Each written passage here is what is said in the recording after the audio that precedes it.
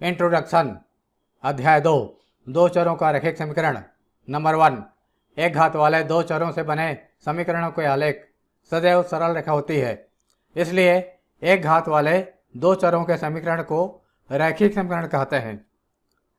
दो चर वाले समीकरण को इस प्रकार लिख सकते हैं। एक उदाहरण के रूप में 3x - 7y = 5। ये दो चर वाले समीकरण है। x और y में दो चर हैं।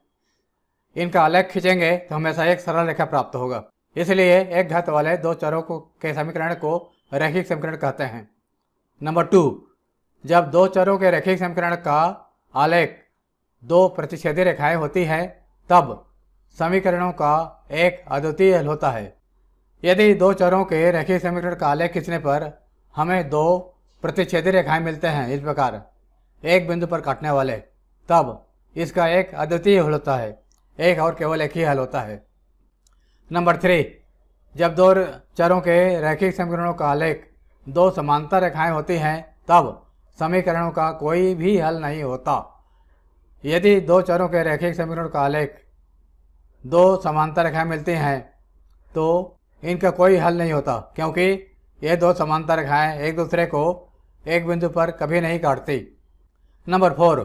जब दो चरों के रैखिक समीकरणों का आलेख समपाती रेखाएं होती हैं, तब समीकरणों के अनंततः अनेक हल होते हैं। जब दो चर वाले रैखिक समीकरणों का आलेख दो समपाती रेखाएं मिलती हैं, दो कोइंसिडेंट रेखाएं मिलती हैं, एक रेखा दूसरी रेखा के ऊपर, तब इसके अनेक हल होते हैं। अनंततः अनेक हल होते हैं, क्योंकि दो रेखाओं के प्रतिच्छेद बिंदु भी अनंत होते हैं।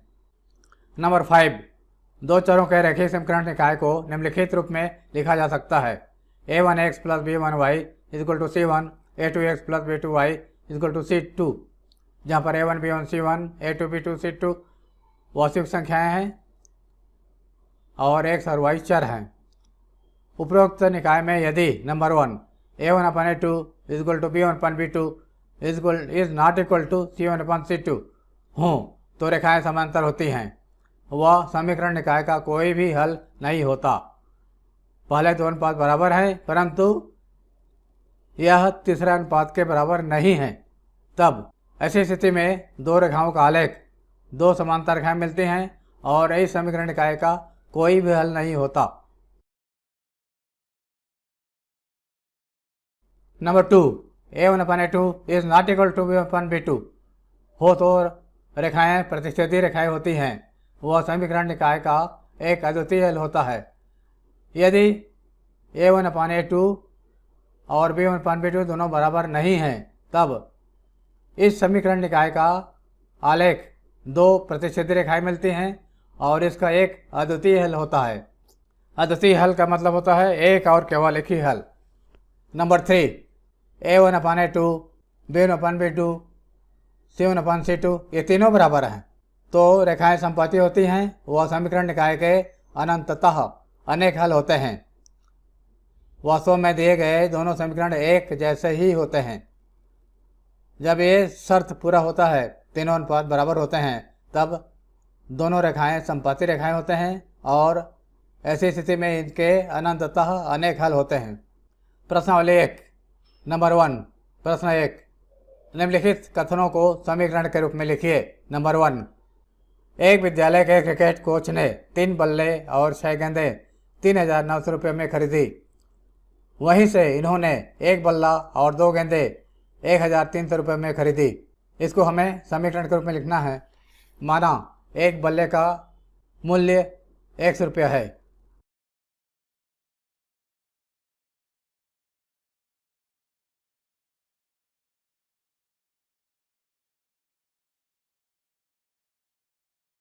और एक गेंद की कीमत y रुपया है।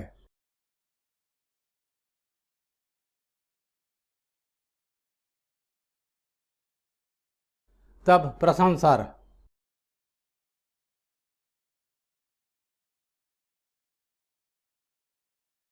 3 बल्ले का कीमत प्लस 6 गेंद का कीमत = 3,900 रुपये। एक बल्ला की कीमत 100 रुपये है तो 3 बल्ले की कीमत 3x हो जाएगा। प्रथम शर्त से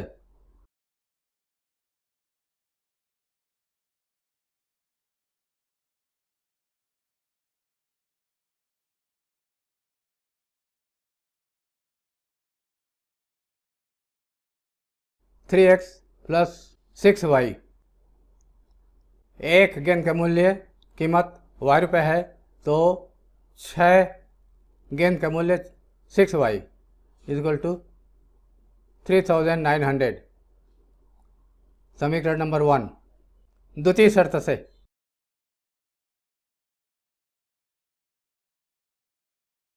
एक बल्ला और 2 गेंद की कीमत 1300 रुपये है।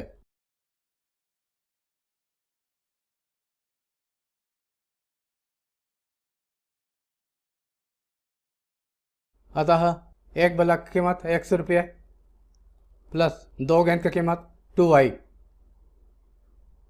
Equal to 1300। आंसर उत्तर समीकरण के रूप में इस प्रकार 3x plus 6y equal to 3900, x plus 2y 1300। Number 2, दो संख्याओं का योग 16 तथा उनका अंतर 8 है। माना वे दो संख्याएं x और y हैं।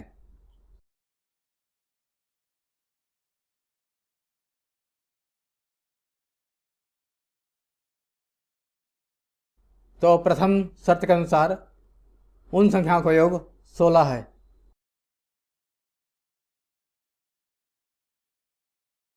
x plus y equal to 16। द्वितीय शर्त से उनका अंतर 8 है।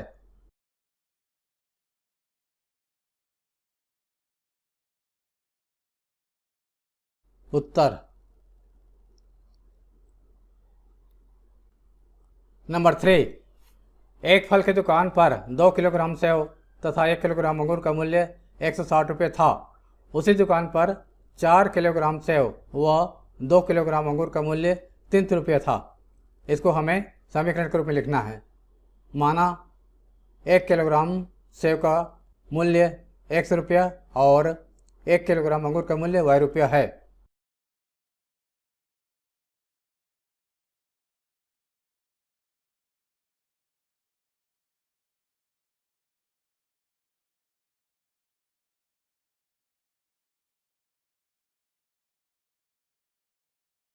प्रथम शर्त से 2 किलोग्राम सेव तथा 1 किलोग्राम अंगूर का मूल्य 160 रुपये है।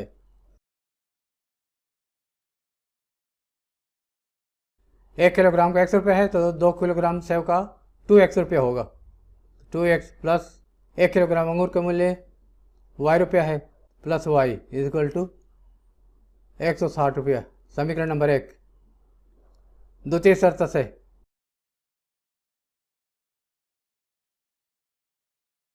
4 किलोग्राम सेव व 2 किलोग्राम अंगूर का मूल्य 300 रुपया है। 4 किलोग्राम सेव का मूल्य 4x और 2 किलोग्राम अंगूर का मूल्य 2y 300 रुपये। नंबर 2, ये उत्तर है। समीकरण के रूप में हमने लिख लिया। नंबर 4, नरेश ने अपनी पुत्री से कहा कि 7 साल पहले मेरी आयु तुम्हारे आयु से 7 गुनी थी और अब से 3 साल बाद मेरी आयु तुम्हारी आयु की 3 गुनी हो जाएगी। माना नरेश की वर्तमान आयु x वर्ष है।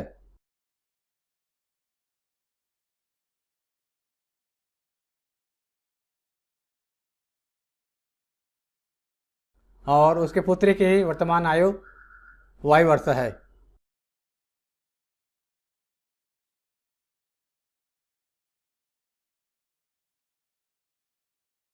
7 साल पहले नरेश की आयु x माइनस 7 होगा। वर्तमान उम्र में 7 साल घटाना पड़ेगा। 7 साल पहले नरेश की उम्र x माइनस 7 वर्ष।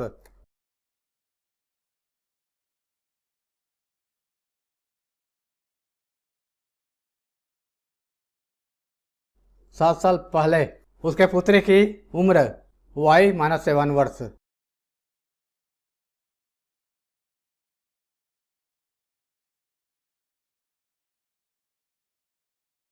y माइनस 7 वर्ष।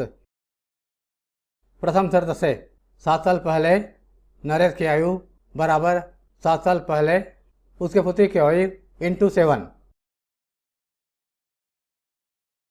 x minus 7 equal to 7 into y minus 7। Bracket open कर दिया। 7y minus 49 x minus 7y minus 7 plus 49 x minus 7y plus 42 equal to 0। Number 1। 3 साल बाद नरेश की उम्र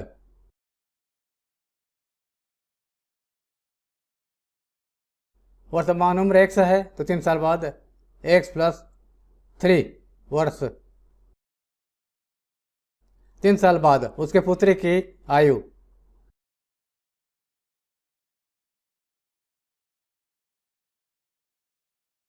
y प्लस 3 वर्ष। द्वितीय शर्त से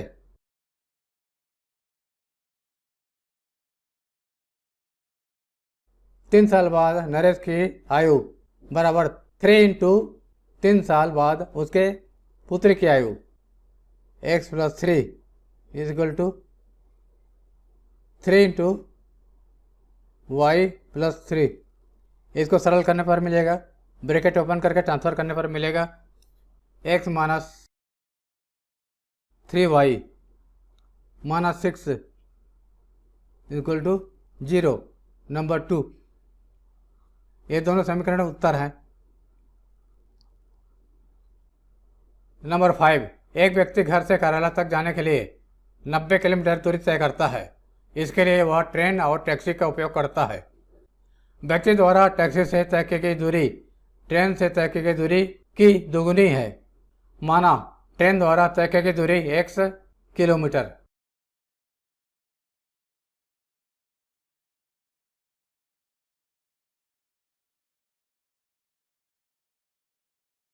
और टैक्सी द्वारा तय की गई दूरी y kilometre.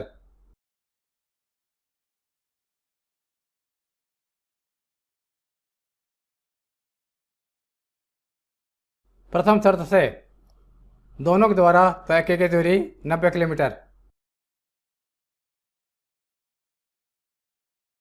x plus y is equal to 90। Number 1। Taxi से तय की गई दूरी ट्रेन से तय की गई दूरी की दुगुनी है। द्वितीय शर्त से टैक्सी से तय की गई दूरी y is equal to train से तय की गई दूरी की दुगुनी 2 इंटू ट्रेन से तय की गई दूरी 2x minus 2x plus y is equal to 0। ये नंबर 2। ये दोनों समीकरण हैं आंसर।